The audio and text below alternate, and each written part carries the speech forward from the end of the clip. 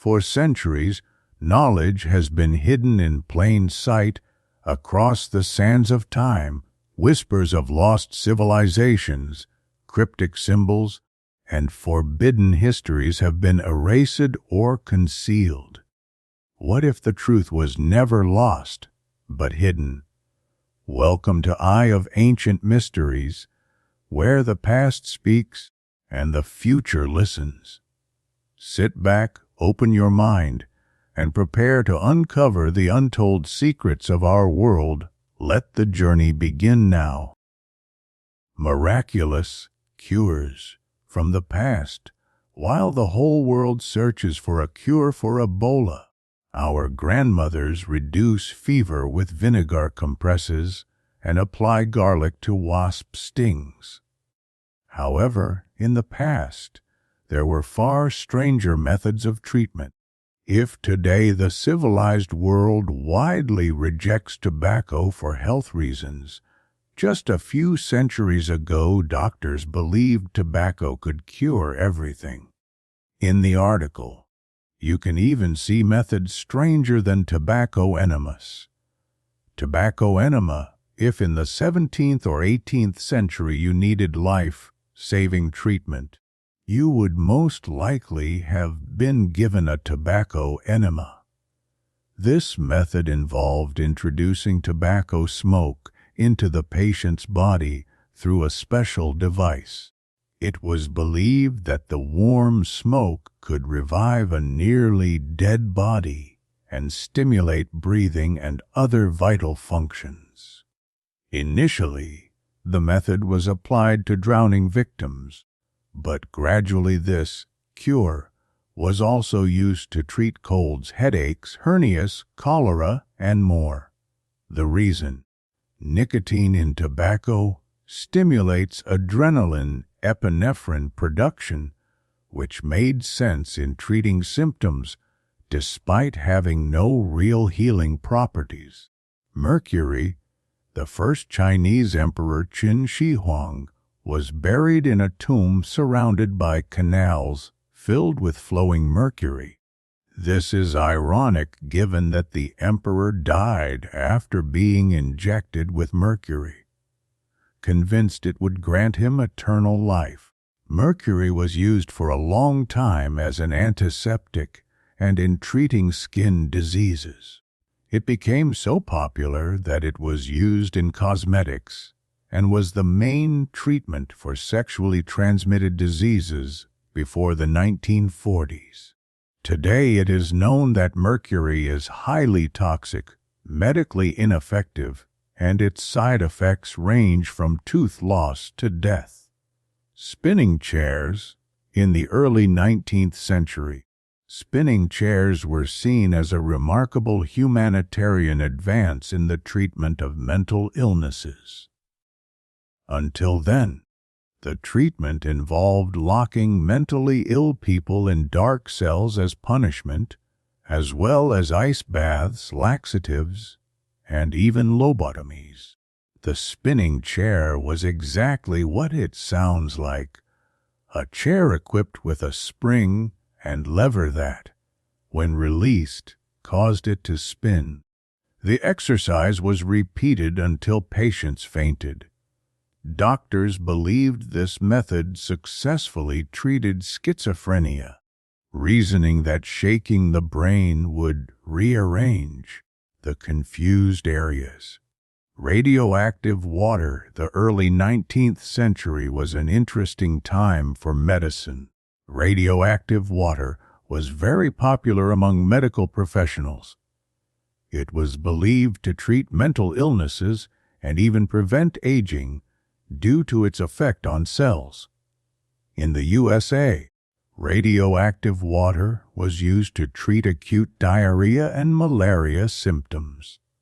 Radium, the main source for enriching the water, began appearing in chocolate desserts, contraceptives, and toothpaste.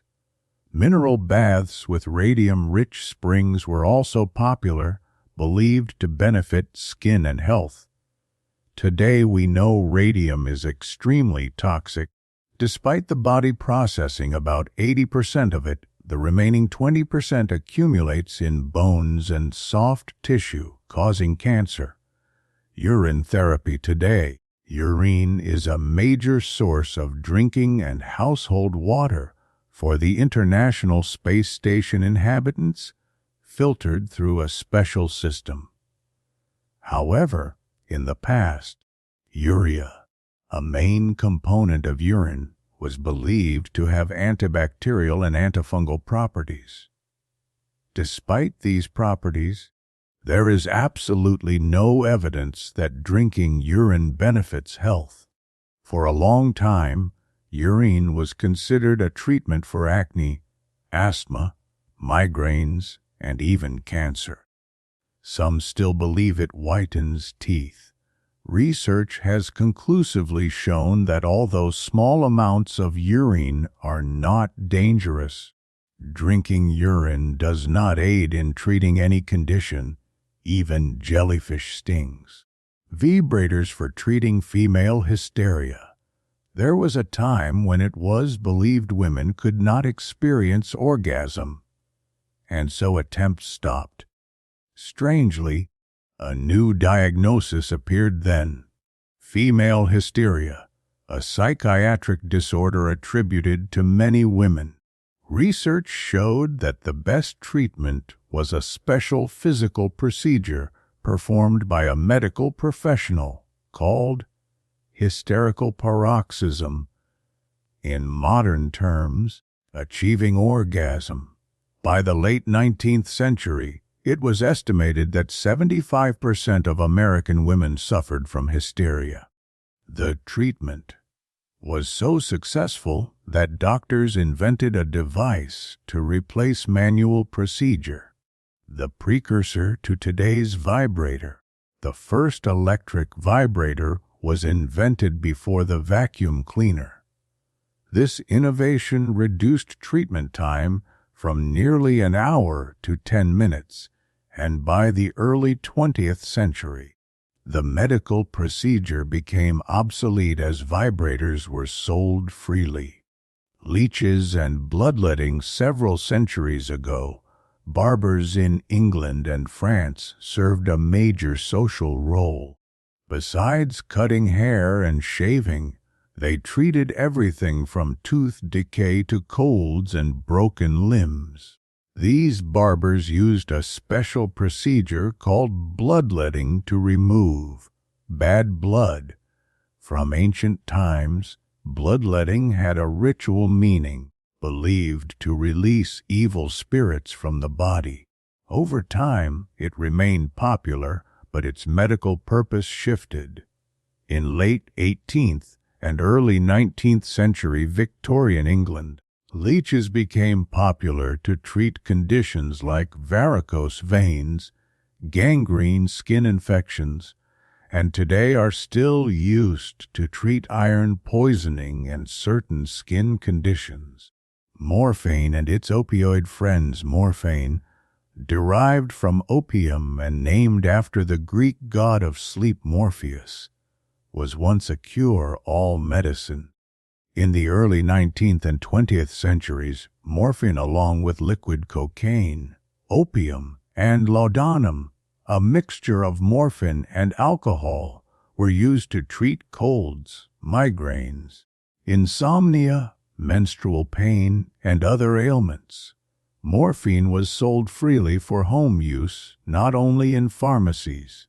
Cocaine and morphine injections were also sold, and babies with teething pain were soothed with small doses of opium elixirs, like Mrs. Winslow's soothing syrup for young children. Today, morphine, the precursor of heroin, is highly addictive and only used for pain relief in terminal illnesses or addiction therapy. Trepanning, one of humanity's earliest known surgical interventions, records date back to 10,000 BC, is trepanning, drilling a hole in the skull without anesthesia, originally performed for spiritual rather than scientific reasons. It aimed to release evil spirits. Over time and with medical advances, the procedure was done to treat head injuries, epilepsy, bone dislocations, and high blood pressure. Despite its barbaric nature, evidence shows many patients survived. Archaeological findings describe the surgeon advising not to press too hard, as patients could lose emotion and become unresponsive. Cannibalism. Modern medicine uses one body to heal another through transplants and blood donations. However, there was a time when corpses were used for medical purposes. Ancient Egyptians, for example, used mummy powder to treat headaches and migraines. Muscle pain. Treatment with human fat was considered effective. Romans believed drinking the blood of a fallen gladiator was a guaranteed cure for epilepsy. Records show that, until the 18th century, healers prescribed eating human organs to cure various diseases, believing that eating an organ transferred the energy and spirit of the deceased and strengthened the eater's corresponding organ.